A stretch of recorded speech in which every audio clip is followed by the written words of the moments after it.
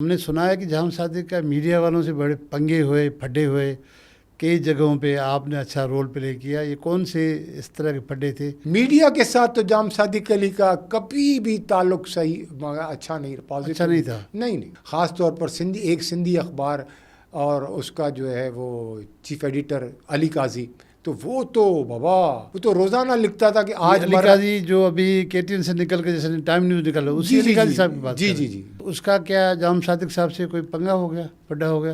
دیکھیں، اشتہارات پر تو مالکان کا چلتا رہتا ہے، ہم نے اشتہارات وغیرہ روک لیے تھے، کاوش کے آپ لوگوں کاوش کے ہم اشتہار نے اشتہارات روک لیے۔ اس کے بعد علی قاضی اور جام صادق علی کی ایک جنگ شروع ہو گئی تھی۔ علی قاضی نے مجھے فون کیا، میں نہیں اٹھا رہا تھا، کافی فون کے بعد میں نے پھر فون ریسیو کیا، میں نے کہا خیریت ہے؟ بولا میں 5 منٹ آپ سے ملنا چاہتا ہوں۔ تو یہ آیا اور اس نے کہا کہ مجھے بچاؤ، مجھے بچاؤ۔ مجھے بچاؤ۔ بولا مجھے جام صادق علی جو ہے نہیں چھوڑے گا۔ میں نے کہا حرکتیں بھی تم نے ایسی کی ہے تو جام صادق علی جیسے کیا حرکت ہے؟ انہوں نے زیادہ سے لکھا ہوگا نا،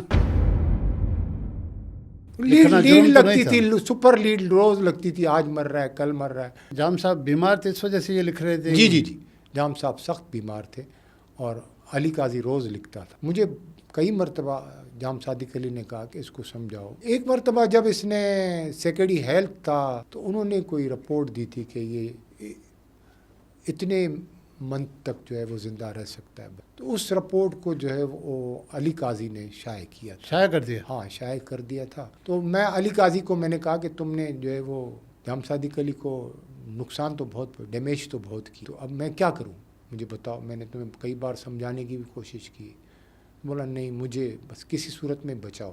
جب یہ باقاعدہ ایسے سمجھے میرے پیروں پر گر گیا کہ مجھے بچاؤ، میں آخری بار کوشش کروں گا، لیکن جام صاحب میرے پر سخت ناراض ہوں گے۔